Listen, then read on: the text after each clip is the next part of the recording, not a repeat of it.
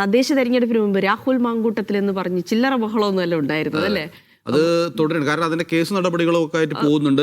ഇപ്പോഴും പരാതികൾ പലതും വരുന്നുണ്ട്, ആരോപണങ്ങളൊക്കെ വരുന്നുണ്ട്. അപ്പൊ ഈ കേസുമായി ബന്ധപ്പെട്ട്, അതായത് ബലാത്സംഗ കേസാണ് അദ്ദേഹത്തിനെതിരെ എടുത്തിരിക്കുന്നത്. ആ കേസിൽ രാഹുൽ മാങ്കൂട്ടത്തിൽ MLA മുൻകൂർ ജാമ്യാപേക്ഷ ഹൈക്കോടതി ഇന്ന് പരിഗണിക്കും.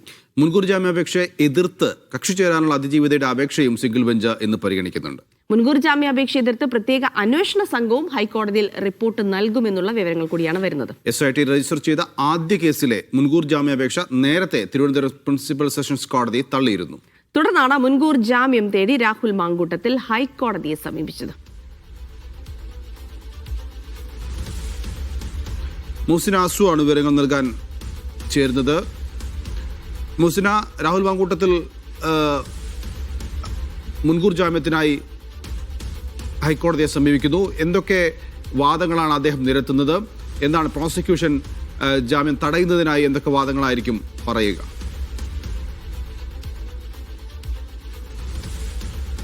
നഫൽ, ജിൽസി, നിങ്ങൾ രണ്ടുപേരും സൂചിപ്പിച്ചതുപോലെ തന്നെ കേരള രാഷ്ട്രീയത്തിൽ ഏറെ, പ്രത്യേകിച്ച് ഈ തദ്ദേശ തെരഞ്ഞെടുപ്പുമായി ബന്ധപ്പെട്ട് ഏറെ വിവാദമുണ്ടാക്കിയൊരു സംഭവമായിരുന്നു രാഹുൽ മാങ്കൂട്ടത്തിനെതിരായ ബലാത്സംഗ കേസ്. സൂചിപ്പിച്ചതുപോലെ തന്നെ ഈ കേസിൽ ആദ്യ കേസാണ്, അതിജീവിത നൽകിയ ആദ്യ കേസിലാണ് ഇന്ന് രാഹുലിന് നിർണായകമാവുക. അതായത് മുൻകൂർ ജാമ്യാപേക്ഷ ഇന്ന് പരിഗണിക്കുന്ന ദിവസമാണ്. Justice A. ബദറുദ്ദീൻ അധ്യക്ഷനായ സിംഗിൾ ബെഞ്ചാണ് ഇന്ന് കേസ് പരിഗണിക്കുന്നത്. ഇതാണ് സ്വാഭാവികമായും ഈ ജാമ്യാപേക്ഷയെ എതിർത്തുകൊണ്ടുള്ള നിർണായകമായ കാര്യങ്ങളൊക്കെ തന്നെയാണ് ഹർജിയിൽ ഉള്ളതെന്ന് തന്നെയാണ് മനസ്സിലാക്കാൻ സാധിക്കുന്നത്. സ്വാഭാവികമായും ഏറെ ചർച്ചയായ ഒരു സംഗതി ഈ ഗർഭചിത്രത്തിന് നിർബന്ധിച്ചതടക്കമുള്ള അതിജീവിതയെ ശാരീരികവും മാനസികവുമായ വലിയ രീതിയിൽ പീഡനത്തിന് വിധേയയാക്കി എന്നതടക്കമുള്ള ഗുരുതരമായ ആരോപണങ്ങൾ രാഹുൽ മാങ്കൂട്ടത്തിനെതിരെ ഉണ്ട്. അതെല്ലാം തെളിയിക്കുന്ന രേഖകൾ സഹിതം ആണ് ഇത്തരത്തിൽ പ്രത്യേക അന്വേഷണ സംഘം ഉൾപ്പെടെ കോടതിയിൽ റിപ്പോർട്ട് നൽകുക എന്ന് തന്നെയാണ് മനസ്സിലാക്കാൻ സാധിക്കുന്നത്. നേരത്തെ സൂചിപ്പിച്ചതുപോലെ തന്നെ അതിജീവിത ഈ ജാമ്യാപേക്ഷ തള്ളണമെന്നാവശ്യപ്പെട്ട് ഈ ഹർജിയിൽ കക്ഷി ചേരുന്നുണ്ട്. അതുപോലെ തന്നെ പ്രത്യേക അന്വേഷണ സംഘവും ഈ ജാമ്യം നൽകരുത് എന്നാവശ്യപ്പെട്ടുള്ള കാര്യത്തിലും ഈ റിപ്പോർട്ടിൽ കൂടുതൽ വിവരങ്ങൾ എഴുതി ചേർക്കുമെന്ന് തന്നെയാണ് മനസ്സിലാക്കാൻ സാധിക്കുന്നത്. സ്വാഭാവികമായും ഇത്തരത്തിൽ തനിക്കെതിരായ നിരവധിയായ ആരോപണങ്ങളെല്ലാം കെട്ടിച്ചമച്ചതാണ്.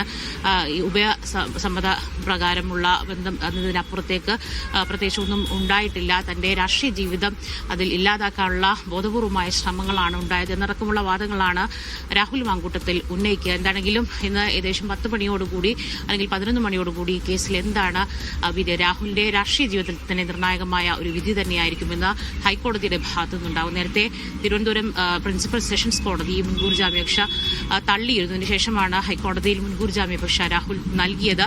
അതുവരെ, അതായത് ഈ ജാമ്യാപേക്ഷ പരിഗണിക്കുന്നതുവരെ, ഇതിലൊരു തീരുമാനമെടുക്കുന്നതുവരെ അറസ്റ്റ് തടഞ്ഞതുകൊണ്ട് നിലവിൽ രാഹുൽ പൊതുമണ്ഡലത്തിൽ ഉണ്ട്. നമുക്കറിയാം, ഒരുപാട് നാളത്തെ ഒളിവ് ജീവിതത്തിന് ശേഷം രാഹുൽ പിന്നീട് പ്രത്യക്ഷപ്പെട്ടത് തദ്ദേശ തെരഞ്ഞെടുപ്പിൽ പാലക്കാട് പ്രത്യക്ഷപ്പെടുന്നതൊക്കെ നമ്മൾ കണ്ടിരുന്നു. വലിയ രീതിയിൽ പ്രതിഷേധവും ഒക്കെ തന്നെ ഉണ്ടായിരുന്നു. എന്താണെങ്കിലും നിലവിൽ എന്താണ് രാഹുലിന്റെ ഇന്നത്തെ ഈ വിഷയവുമായി ബന്ധപ്പെട്ട് കേസിൽ എന്താണ് വിധി എന്നുള്ളത് വരും മണിക്കൂറുകൾ നമുക്ക് മനസ്സിലാക്കാൻ സാധിക്കും.